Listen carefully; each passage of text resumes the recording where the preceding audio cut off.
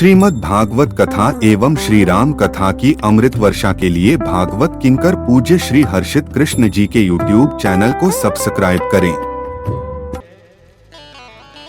कि मनुष्य मात्र को धार्मिक बनना चाहिए। बोले जो मनुष्य योनि पाकर भी धर्म से नहीं जुड़ा है, समझना भैया। बोले यदि 84 लाख जीव योनियों की सर्वश्रेष्ठ योनि पाकर के हम अपने जीवन को धर्म के मार्ग पर नहीं लगा पाए, तो शास्त्र ऐसे जीवन को पशुवत जीवन कहता है कि वो पशु के समान है। जो मनुष्य बनकर ईश्वर भक्ति नहीं कर पाया, धर्म नहीं कर पाया। धर्म करने के रास्ते बहुत सारे हैं। हम केवल माला झोली लेकर बैठ जाएं तो ही धर्म होगा, ऐसा नहीं है। हम किसी दीनहीन की सेवा करें, सहायता कर दें, वो धर्म है। हम गौ माता की सेवा सहायता करें, वो धर्म है। हम गरीब कन्या का विवाह करें, वो धर्म है। हम महाराज अपने सामर्थ्य के अनुसार किसके लिए क्या अच्छा कर सकते हैं। मंदिर बनाना धर्म है, कथा सुनना धर्म है, बेटी विवाह धर्म है। महाराज अपने जीवन को धर्म के किसी भी रास्ते पर चलाइए, कहीं ना कहीं से धार्मिक बने रहिए।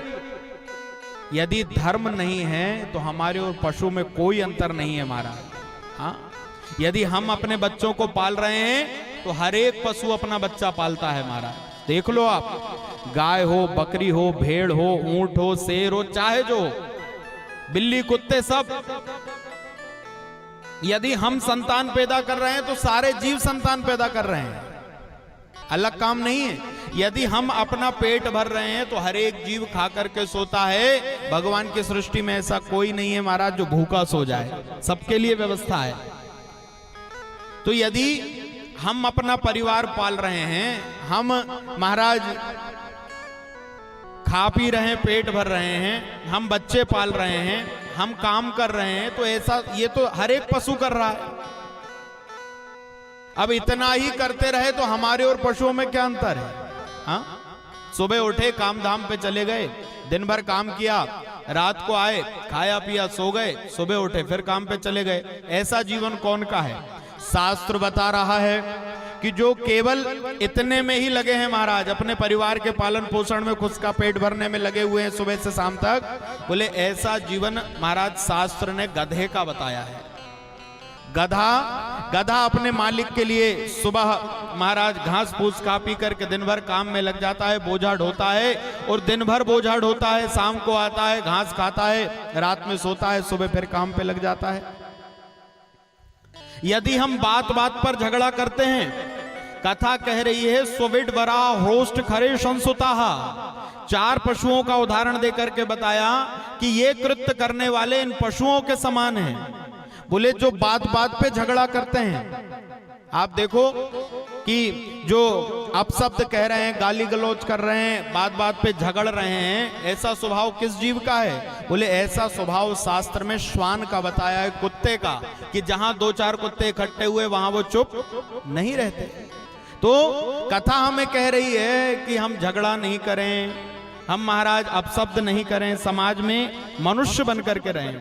बोले जिनको बड़े बड़े अभिमान हो गए हैं, धन का अभिमान, हाँ महाराज, सुंदरता का अभिमान, पूंजी का अभिमान, प्रतिष्ठा का अभिमान, उनको देख करके ऊंट हंसता है कि महाराज सबसे ऊंचा तो मैं हूं, लेकिन महाराज ये मेरे से भी ऊंचा होकर चलने के कोई अभिमान जब आ जाता है, और व्यक्ति महाराज जब ऊंट से ऊंचा होकर के चलने की कोशिश करता है, तो बोले उसका जीवन ऊंट के तुल्य बताया है। और एक और बात आपसे निवेदन करें कि महाराज जो भक्षा भक्ष सब ग्रहण कर रहे हैं, जिनने कोई मर्यादा नहीं है,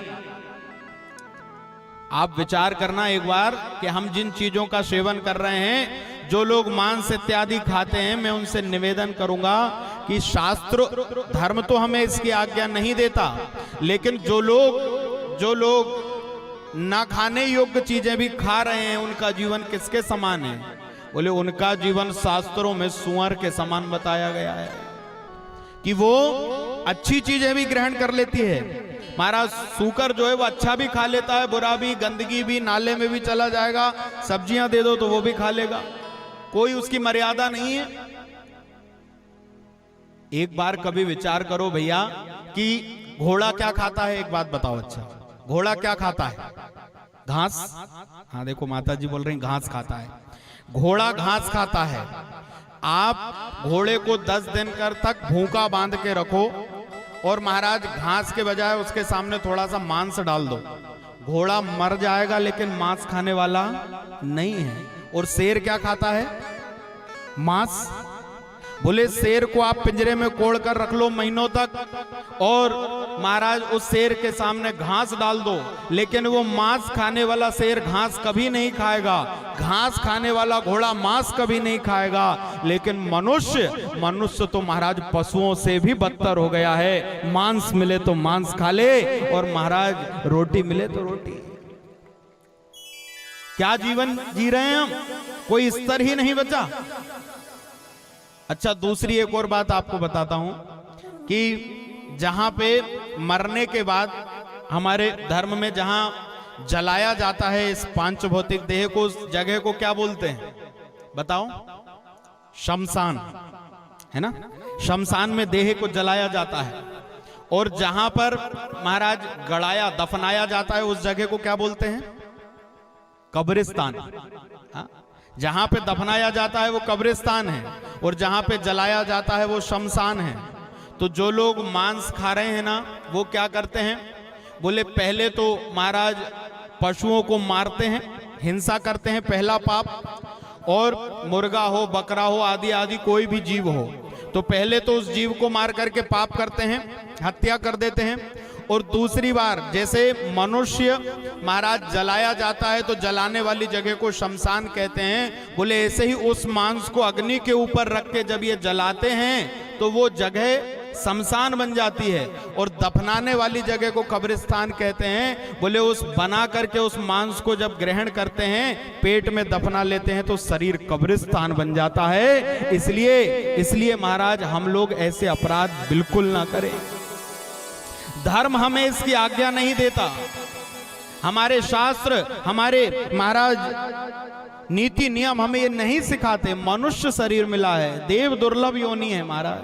हाँ। देवता जिसके लिए लालायित रहते हैं वो शरीर मिल गया, और उससे यदि पशुवत जीवन जीते रहे तो अपने स्वयं के साथ हम महाराज जो कुछ कर रहे हैं वो किसी दूसरे के लिए नहीं, केवल और केवल पछताना पड़ेगा, केवल पछताना पड़ेगा। दूसरा कोई रास्ता नहीं है, कोई विकल्प नहीं है। अरे हीरा सो जन्म पाए के तेने व्यर्थ गवायो रे, राम नाम नहीं गायो तूने, राम नाम नहीं गायो रे। महाराज भगवान ने ये देव दुर्लभ देह दे दी है तो इसका सदुपयोग करो।